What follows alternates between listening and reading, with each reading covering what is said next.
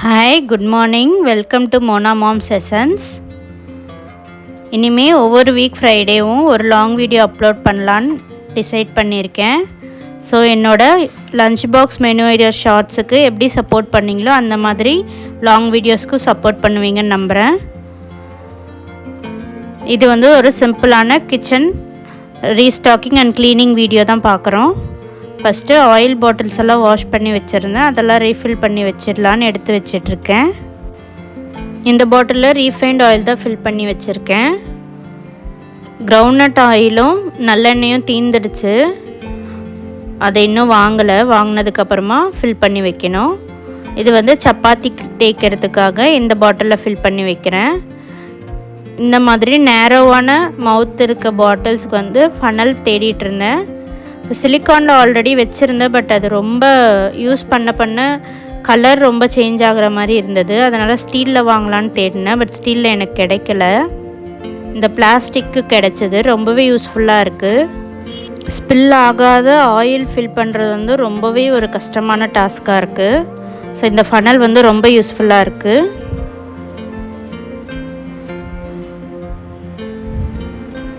So ஆயிலெல்லாம் fill பண்ணி வச்சுட்டு எல்லாம் அதோட பிளேஸில் எடுத்து வச்சாச்சு. ஸோ நீங்கள் யாரெல்லாம் சென்டட் கேண்டில் யூஸ் பண்ணுவீங்கன்னு சொல்லுங்கள். நான் வந்து எப்போயாவது யூஸ் பண்ணுவேன், அதனால் அதுவும் மேட்ச் பாக்ஸும் ஆயில் இது பின்னாடியே வச்சுருக்கேன். அடுத்து ஸ்டவ் ரொம்ப மோசமாக இருந்தது, ஸோ அதை வாஷ் பண்ணி வச்சிடலான்னுட்டு ஸ்க்ரப் வச்சு தேய்ச்சிட்ருக்கேன்.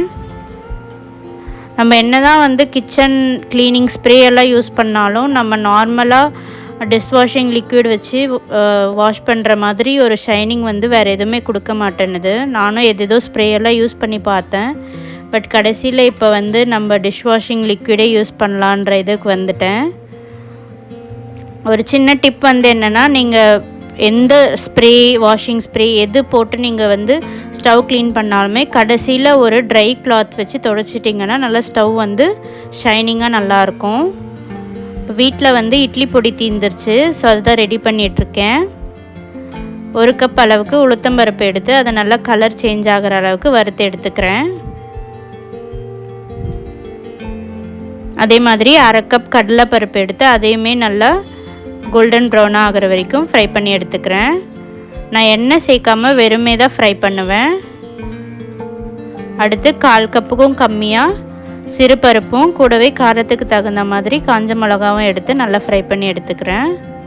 ஸோ இது நல்லா ஆறுனதுக்கப்புறமா மிக்ஸி ஜாரில் சேர்த்துட்டு இது கூடவே தேவையான அளவு உப்பும் பெருங்காயத்தூளும் ஆட் பண்ணிவிட்டு கொஞ்சம் கொரகொரப்பாக அரைச்சி எடுத்துக்கிறேன். இது வந்து கொரகொரப்பாக அரைச்சி எடுத்தால் தான் சாப்பிட்றதுக்கு நல்லாயிருக்கும். அடுத்து இன்னொரு பொடியும் அரைப்பேன், அதுவுமே ரொம்ப டேஸ்ட்டாக இருக்கும். அதுக்கு வெறும் 1 கப் பொட்டுக்கடலையும் 1/4 கப்புக்கு கம்மியாக முழு மிளகும் சேர்த்து நல்லா ஃப்ரை பண்ணி எடுத்துக்கணும்.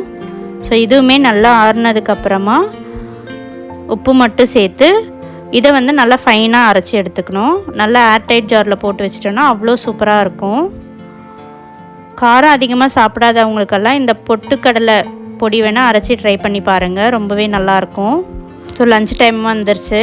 நல்லா சூப்பரான மேத்தி பன்னீர் ரொட்டி கூட ஊறுகாய் வச்சு சூப்பராக சாப்பிட்டாச்சு. ஈவினிங் ஸ்நாக்ஸுக்காக கொஞ்சமாக மக்கானா ரெடி பண்ணி வச்சிடலான்னு சொல்லிவிட்டு ஒரு பேன் வச்சுட்டு கொஞ்சமாக கீ ஆட் பண்ணியிருக்கேன். நீங்கள் பட்டர் அப்படின்னா ஆயில் கூட சேர்த்துக்கலாம். இதில் தேவையான அளவு மக்கானா ஆட் பண்ணிவிட்டு நல்லா ஃப்ரை பண்ணிக்கிறேன். இது வந்து நல்லா கிறிஸ்பியாக ஆகிற வரைக்கும் ஃப்ரை பண்ணிக்கணும்.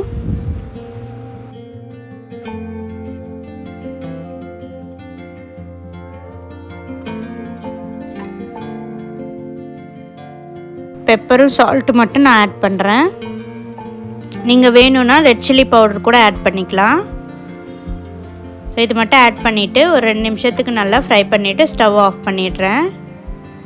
இது வந்து க்ரன்ச்சியாக சாப்பிட்றதுக்கு அவ்வளோ சூப்பராக இருக்கும். கிட்ஸுக்குமே வந்து ரொம்ப நல்லது, ட்ரை பண்ணி பாருங்கள். இல்லை எவ்வளோ க்ரன்ச்சியாக இருக்குது பாருங்கள்.